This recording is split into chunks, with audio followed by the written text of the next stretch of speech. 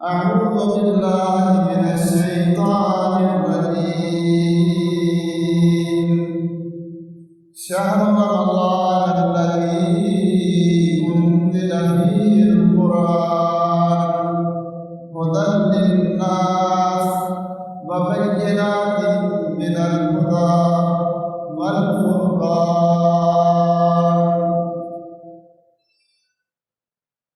اللہ رب العالمین کا بہت بڑا شکر ہے، اس نے ہمیں رمضان ایسا بابرکت اور رحمت مہینہ ایک بار پھر اپنی زندگی میں دیکھنا نصیب فرمایا ہے۔ اللہ سے دعا ہے کہ اللہ تعالیٰ اس کی برکات سے، رحمتوں سے ہمیں اپنے دامن کو بھرنے کی توفیق عطا فرمائے۔ اللہ رب العالمین نے رمضان کا تعارف قرآن مجید کے حوالے سے انسانوں کے سامنے بیان کیا ہے۔ فرمایا شہر رمضان الذی انزل فیہ القرآن، ایمان والو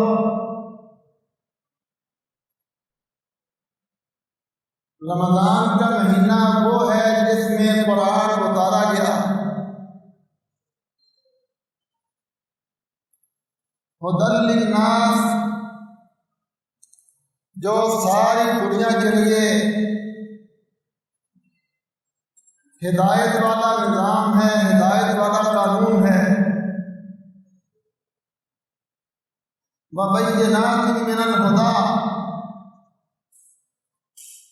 جس کے اندر ہدایت کے بڑے واضح دلائل موجود ہیں۔ والفرقان، اور جو حق اور باطل کے درمیان فرق کرنے والا ہے۔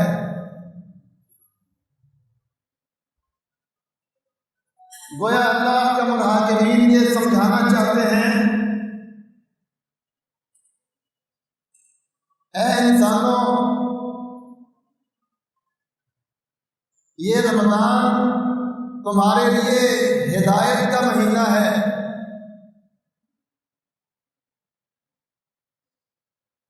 تمہیں گمراہیوں اور جہالتوں سے نکالنے کا مہینہ ہے۔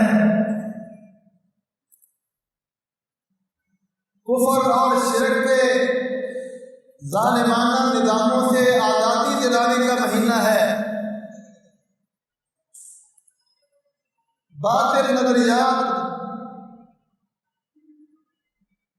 جھوٹے نظریات، زمینوں کے اوپر بنائے جانے والے قوانین اور نظام، ان سب سے نکال کر آسمانی ہدایت والے نظام کے اندر لانے والا مہینہ ہے۔ اس مہینے میں تمہیں یہ سبق پڑھ لینا چاہیے، قرآن مجید کے اتارے جانے سے پہلے دنیا میں کیا نظام تھے، لوگ کس طرح زندگی گزارتے تھے، لوگوں کے کیا نظریات اور کیا عقائد تھے، کیسی کیسی جہالتیں دنیا میں عام تھیں، کس طرح کے رسم و رواج دنیا میں چلتے تھے، اور تم نے فیصلہ کرنا ہے۔ اس رمضان میں تم نے فیصلہ کرنا ہے کہ ہم نے اپنے آپ کو ان سارے باطل نظاموں سے، رسم و رواجوں سے پاک کر کے، قربانی دینے کا عزم اور جذبہ پیدا کر کے اپنے آپ کو بالکل تبدیل کرنا ہے، اپنی زندگیوں کو بدلنا ہے، اپنے نظام کے اندر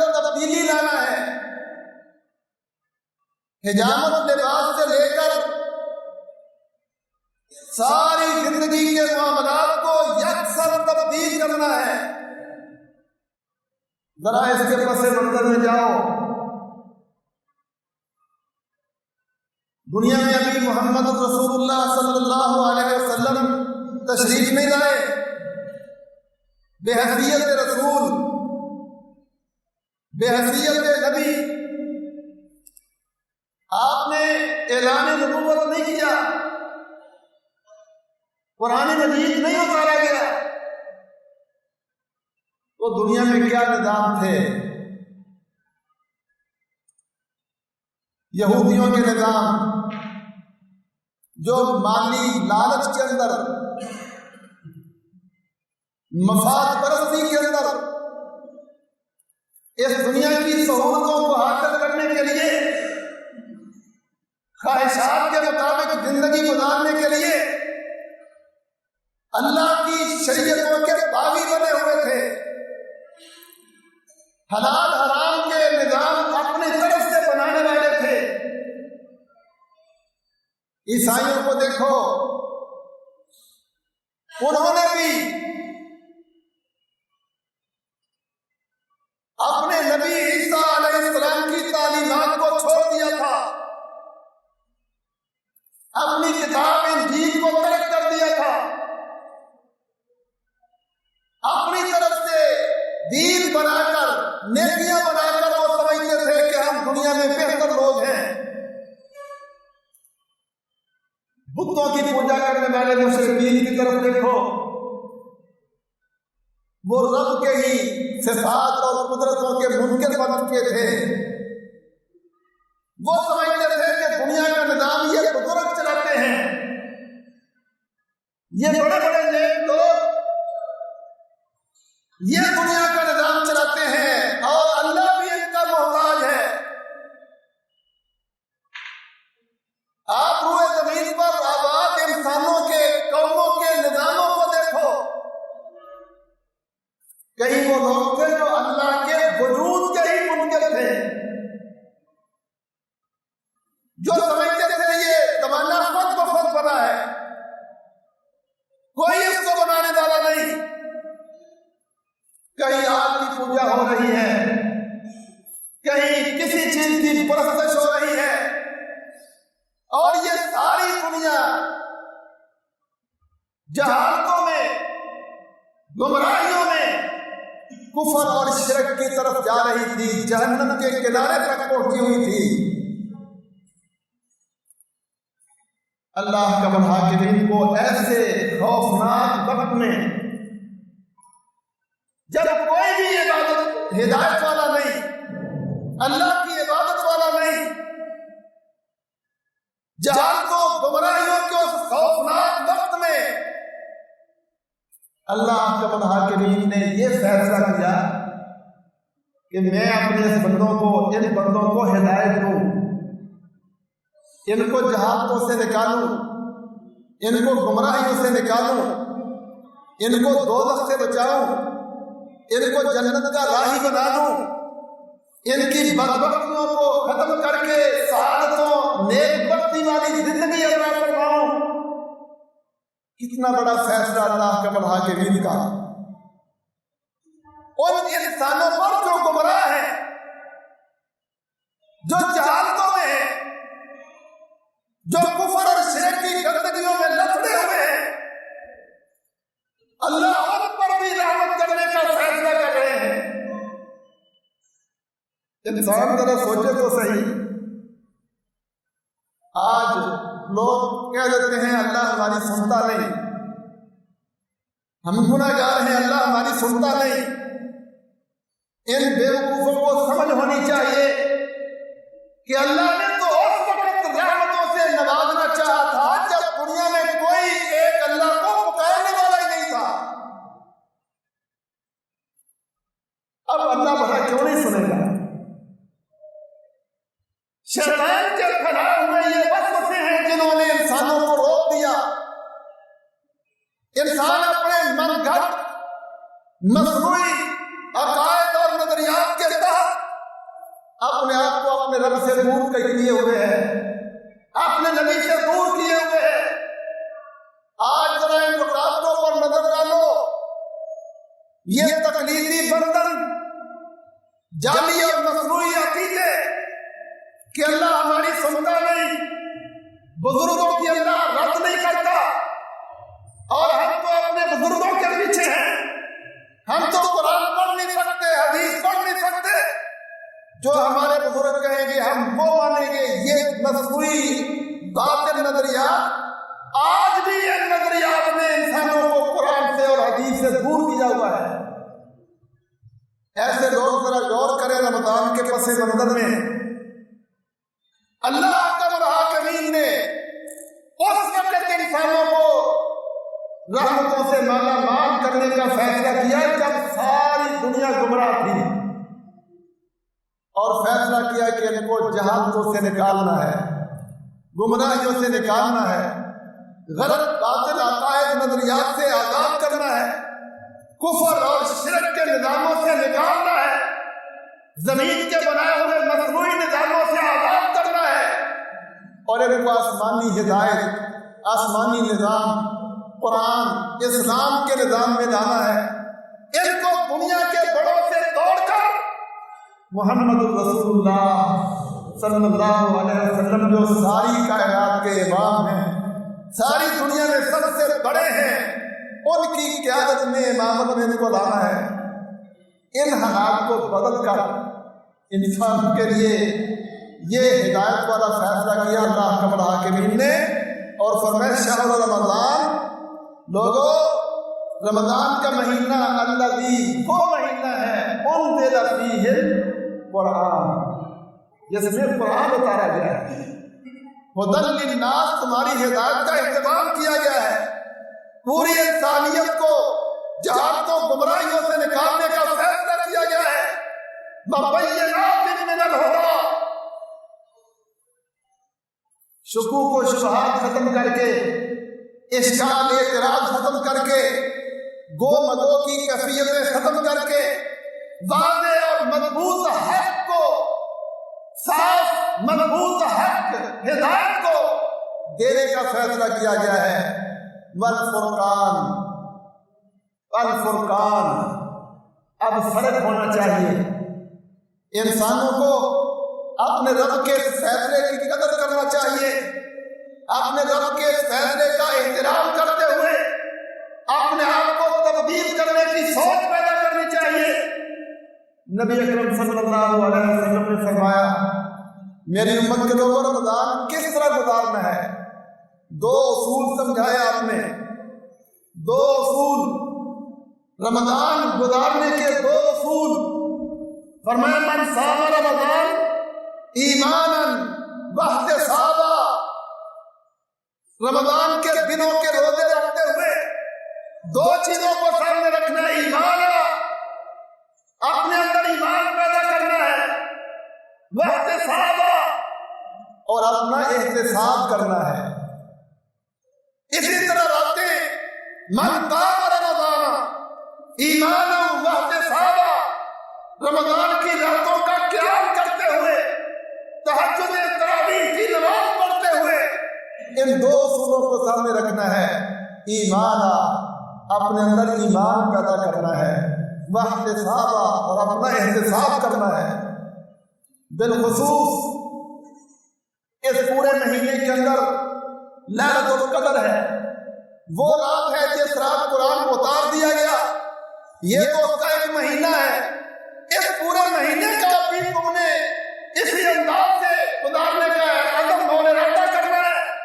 और बिलखुसूस वो रात लैलतुल कद्र, मन कामा लैलतुल कद्र ईमानन वहतिसाबा, लैलतुल कद्र को भी ईमान और एहतिसाब की बुनियाद पर गुजारना है। एहतिसाब क्या है? एहतिसाब क्या है? बंदा अपने मुहासबा करे, अपने तरफ नजर डाले, अपने अमाल की, अपनी हिजामत लिबास पर, अपने कारोबार पर, खुशियों गमियों पर, शब रोज पर, जवानी बुढ़ापे पर, घरेलू जिंदगी, बाहर वाली जिंदगी, अपनी तालीम, अपने मामलात पर سوچے کہ میرے رب نے مجھے رسم و رواجوں سے نکالنے کا فیصلہ کیا ہے، میرے رب نے میرے لیے قرآن اتارا ہے، میرے رب نے مجھے اپنا سب سے اعلیٰ پیغمبر محمد صلی اللہ علیہ وسلم بطور امام، بطور قائد دیا ہے۔ میں قرآن کو چھوڑ کر، اپنے نبی کو چھوڑ کر کن کے طریقے پر چل رہا ہوں؟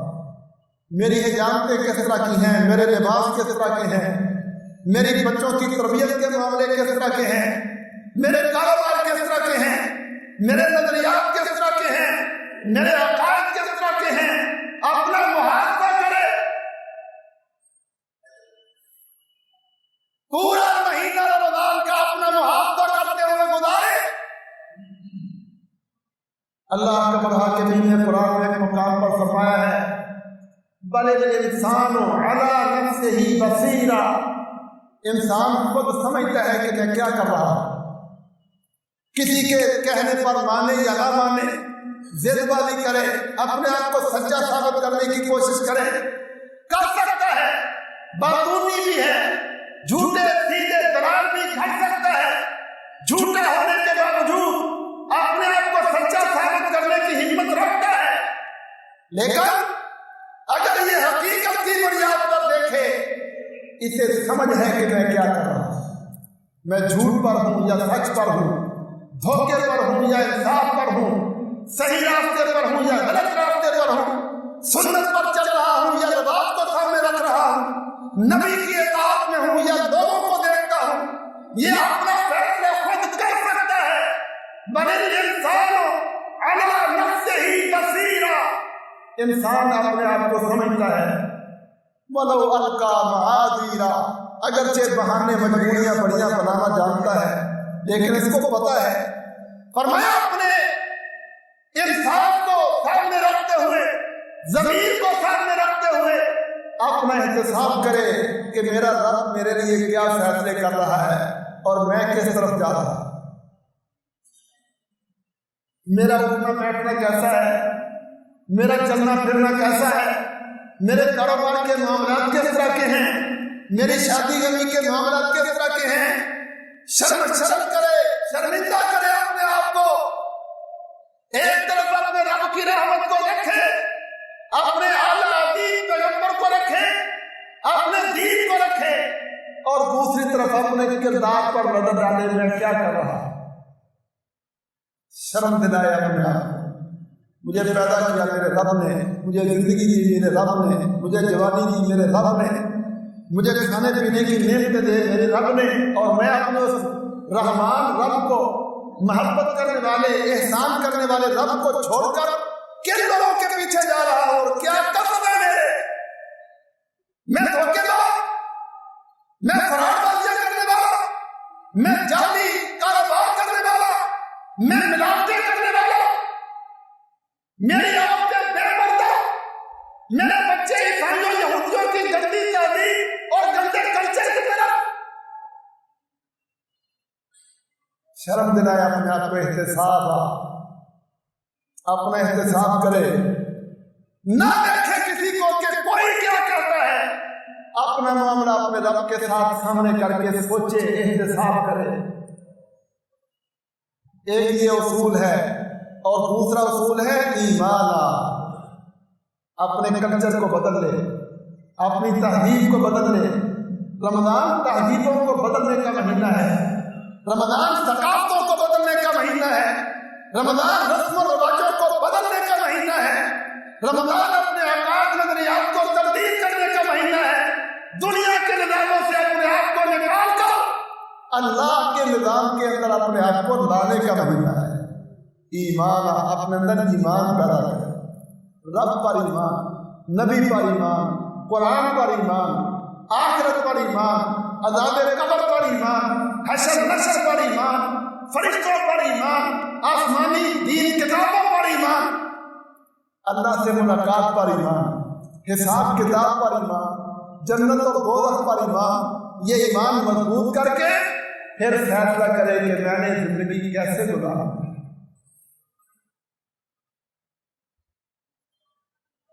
یہ ہے رمضان، یہ ہے رمضان گزارنے کا طریقہ اور انداز۔ نبی صلی اللہ علیہ وسلم فرماتے ہیں خوش قسمت ہے وہ لوگ، سعادت مند ہے وہ لوگ جو رمضان کا مقصد سمجھ کر اپنے آپ میں اسلام ایمان پیدا کر لیتے ہیں، اپنا احتساب کر کے اپنے رب کی طرف پلٹ آتے ہیں۔ فرمایا جو اس طرح کر لیں غفر لہم ما تقدم من ذنبہ، ان کی زندگی کے پہلے سارے گناہوں کو معاف کر دیا جاتا ہے۔ بھائیو آج ہم جس دور میں ہیں اس دور میں بھی بڑے فتنے ہیں، نظریات، عقائد، باطل نظریات نے دنیا کے اوپر قبضہ کیا ہوا ہے۔ یہودیوں کے نظام ہیں، صلیبیوں کی تہذیبیں ہیں، ہندوؤں کے بت پرستوں کے رسم و رواج ہیں۔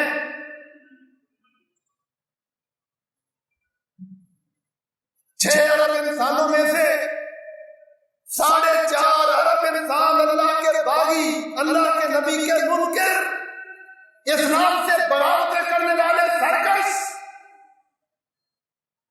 اور 1.5 ارب انسان، صرف 1.5 ارب انسان جو مسلمان، اور یہ مسلمان 4.5 ارب سرکشوں باغیوں کے درمیان پس رہے ہیں۔ وہ پوری کوشش کرتے ہیں دنیا پر اسلام نہ رہے، قرآن نہ رہے، محمد صلی اللہ علیہ وسلم کی سنت نہ رہے، ورلڈ کے پروگرام بنا کر بیٹھے ہوئے۔ ہندوؤں کے جذبات دیکھ لو، وہ کہتے ہیں جو ہندوستان میں رہنا ہے تو رام رام کرو، ہم نمازیں نہیں پڑھنے دیں گے، ہم پردے نہیں کرنے دیں گے، ہم داڑیاں نہیں رکھنے دیں گے۔ یورپ کو دیکھ لو، یہودیوں صلیبیوں کے باغیوں سرکشوں کو دیکھو، قرآن جلا رہے ہیں، نبی اکرم صلی اللہ علیہ وسلم کے خاکے بنا بنا کر توہین کر رہے ہیں، ایک ایک سنت کے، ایک ایک حدیث کے دشمن ہیں، مسلمانوں کو بہکا کر گمراہ کر کے اسلام سے توڑ رہے ہیں۔ میڈیا کے ذریعے انہوں نے ہر گھر کے اندر اپنے مبلغ بٹھائے ہوئے ہیں، وہ اپنی گندی تہذیب کو، گندے کلچر کو، گندی حجابتوں کو، گندے لباسوں کو، گندے نظاموں کو مقبول بنانے کے لیے بڑا خرچ کر رہے ہیں۔ سودی سسٹم شروع کیے ہوئے، جوا بازی کی رسمیں، کاروبار کے اندر لالچ پیدا کرنے کے انداز، ان سازشوں میں گرفتار مسلمان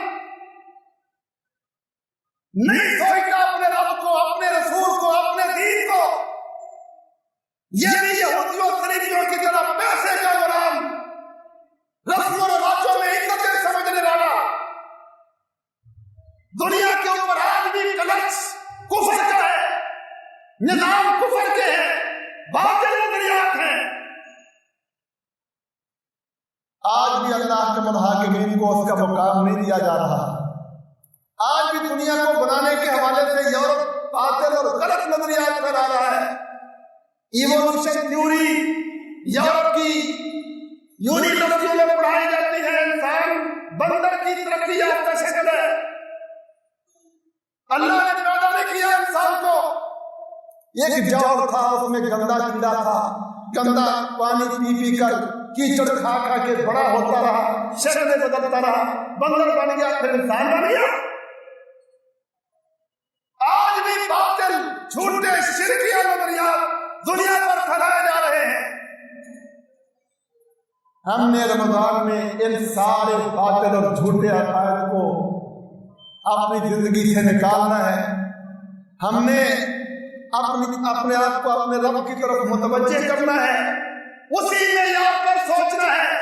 آج بھی دنیا میں کفر، شرک کے نظام، باطل نظریات، رسم و رواج کی بھرمار، کافر دنیا پر چڑھے ہوئے، اسی بڑے معیار پر رکھ کے اپنے آپ کو یہ فیصلہ کرنا ہے کہ ہم نے سارے نظاموں سے اپنے آپ کو نکالنا ہے۔ احتساب کرو، میں دنیا میں عیسائیوں کو عزت دینے کے لیے پیدا نہیں ہوا، مجھے اللہ نے جوانی یہودیوں عیسائیوں کی رسم و رواجوں پر عمل کرنے کے لیے نہیں دی، مجھے اللہ نے بیٹیاں یہ دل اللہ کے دشمنوں باغیوں کی گندی تعلیم اور کلچر کو پھیلانے کے لیے نہیں دی، مجھے اللہ نے مال و دولت نافرمانیوں بغاوتوں کے لیے نہیں دیا، مجھے دینے والا سب کچھ میرا رب ہے۔ میں اپنی جوانی کو، اپنی اولادوں کو، اپنی صلاحیتوں کو اللہ کی عزت کے لیے استعمال کروں گا۔ اس کے لیے قرآن پڑھے، پہلی آیت قرآن کی الحمدللہ رب العالمین عقیدے صاف کر دیتی ہے، سوچ صاف کر دیتی ہے۔ لوگوں، یہ ساری کائنات کو پیدا کرنے والا اور اس کا نظام چلانے والا اللہ ہے، اس کی تعریف کرو، اس سے محبت کرو، اس کی بڑائی کو بیان کرو، اس کی اطاعت اور فرما برداری کی سوچ پیدا کرو۔ الحمدللہ رب العالمین، عالمین ساری مخلوقات کا پیدا کرنے والا، ان کو زندگیاں دینے والا، ان کو نظام دینے والا، نظام چلانے والا واحد اکیلا رب، اس نے ہماری ہدایت کے لیے قرآن اتارا ہے۔ قرآن پڑھو، ترجمے سے پڑھو۔ نبی صلی اللہ علیہ وسلم کی ایک حدیث ہے، قرآن مجید کی ایک آیت کو سمجھنا، ایک آیت کو ترجمہ اور مفہوم کے ساتھ سمجھنا کہ میرے رب نے مجھے کیا کہا ہے، کیا تعلیم دی ہے، فرمایا 100 نفل پڑھنے سے بہتر ہے۔